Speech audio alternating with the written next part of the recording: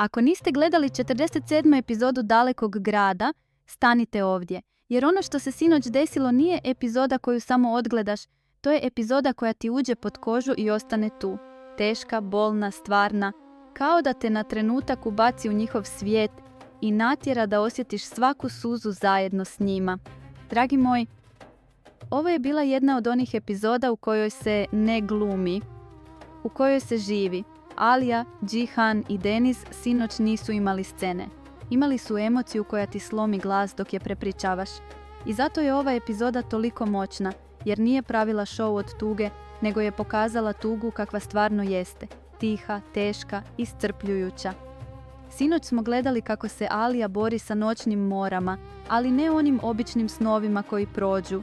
Ovo su bile noćne more koje se vraćaju, koje je prate kao sjenka, kao da joj tama stoji iza leđa i ne dopušta da joj ikad u srce uđe mir.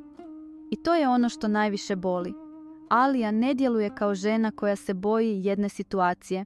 Alija djeluje kao žena koja je umorna od stalnog straha. Njene suze sinoć nisu bile plakanje. To je bio lom iznutra. Kao da se u njoj sve nakupilo, pritisak, tjeskoba, strahovi, sumnje, umor i kao da je sve to odjednom puklo. I gledati Aliju tako, to stvarno boli. Jer mi Aliju poznajemo kao jaku, kao onu koja uvijek stane na noge, kao onu koja se ne savija lako. A sinoć smo vidjeli trenutke kad ni snaga ne pomaže, kad ti samo treba neko da te zagrli i kaže tu sam. I tu dolazimo do najtužnijeg dijela, Džihanovo lice. Dragi moji, kad Alija plače, a Džihan je gleda, to nije samo zabrinutost, to je nemoć. To je pogled čovjeka koji bi dao sve da joj izbriše svaku suzu, da joj ugasi svaku noćnu moru, da joj vrati mir, ali ne zna kako. I baš ta nemoć je sinoć udarila najjače, jer Džihan nije hladan lik. Džihan je čovjek koji voli duboko i kad voli, boli ga tuđi bol. I onda, kao da nije dovoljno što Alija već nosi noćne more, u epizodu se uvlači još jedna stvar koja je kao otrov u kapima. Sadakat Hanum. Sinoć je serija brutalno pokazala kako izgleda zlo koje ne dolazi sa rogovima i urlikom, nego sa savjetom, sa mirnim tonom, sa maskom brige. Sadakat Hanum se ponaša kao da želi dobro, kao da priča za njih, kao da je tu da ih usmjeri. Ali sve što izlazi iz nje, to nije lijek, to je otrov. Svaka njena riječ kao da ubacuje strah. Svaka rečenica kao da gura sumnju, svaki savjet kao da pravi pukotinu. I ono najgore, sinoć je izgledalo kao da je na trenutak uspjela, kao da je Alija potonula u tom mraku, kao da joj se srce umorilo od borbe. Dragi moji, ta epizoda je toliko vješto odrađena da si u jednom momentu bio siguran da se dešava najgore.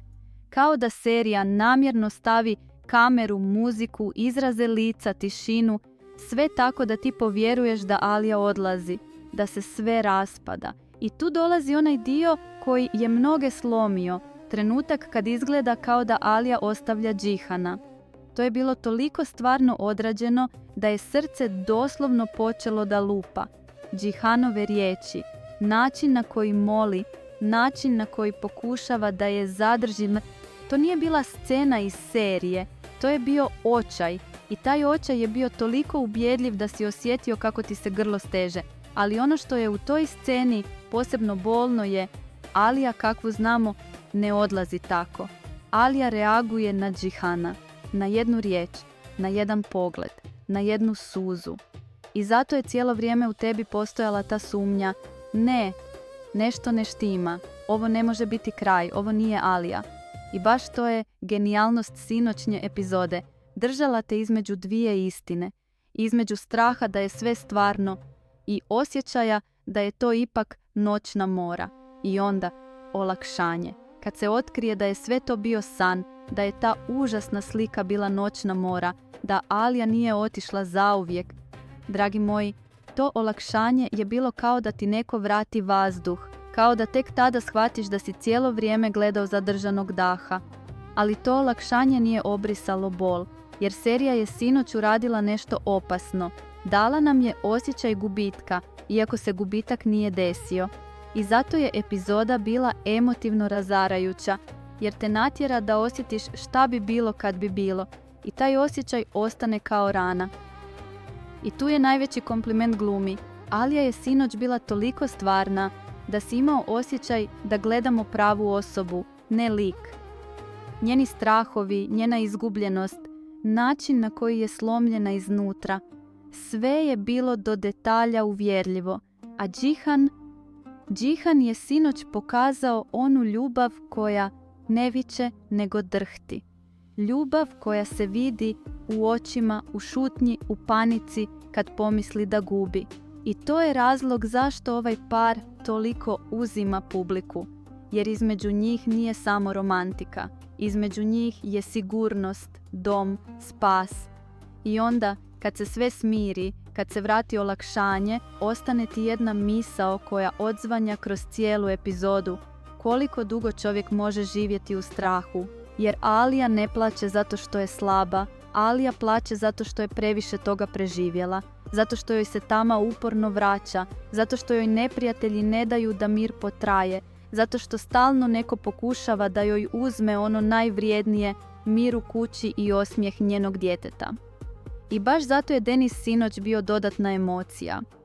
Jer kad god vidiš Denis, shvatiš zašto Alija mora biti jaka i kad ne može. Zašto mora ustati i kad se lomi.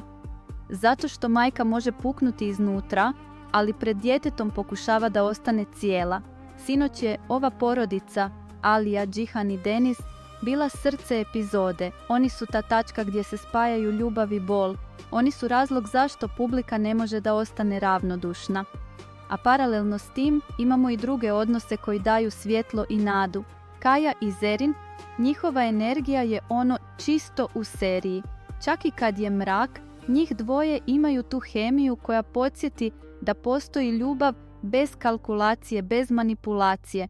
Nare i Šahin, njihova veza djeluje mekano, ali snažno.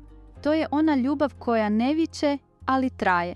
I baš zato ljudi vole taj par, jer daju osjećaj da nije sve izgubljeno.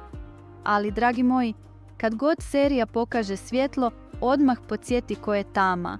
Boran, Sadakat Hanım, Ecmel, Demir. To više nije samo loši likovi. To su ljudi koji ne prave problem, oni prave bol. Ne ruše samo događaj, ruše mir. Ne ruše samo plan, ruše dušu. I najgore je što znaju da se najbolnije stvari rade tiho. Kroz strah, kroz sumnju, kroz pritisak. Sinoć je Sadakat Hanım bila posebna vrsta mraka. Ona ne napada direktno kao Boran, ona napada kao otrov, kap po kap. I zato je opasnija, jer neko ko napada otvoreno lakše ga prepoznaš, ali neko ko se pretvara da brine, taj može uništiti čovjeka dok mu se još smiješi u lice. I zato je ova epizoda bila toliko teška, jer nije prikazala samo vanjske neprijatelje. Prikazala je unutrašnje stanje, psihologiju, noćnu moru koja se vraća, strah koji se lijepi. Ali uprkos svemu, epizoda je završila s jednom porukom. Njih dvoje se ne puštaju. Koliko god ružne slike došle, koliko god noćne more udarile, koliko god neko pokušao da ih razdvoji, postoji nešto što ih stalno vraća jedno drugom. I to nije samo zaljubljenost, to je ona ljubav koja postane dom, koja postane sigurnost, koja postane tu sam ne idi. I kad pogledaš cijelu epizodu, shvatiš da je sinoćnja noćna mora imala funkciju, da nam pokaže koliko je ta veza jaka, ali i koliko su ranjivi, da nam pokaže koliko Alija može izdržati, ali i koliko joj treba zagrljaj. Da nam pokaže koliko Džihan voli, ali i koliko ga plaši mogućnost gubitka.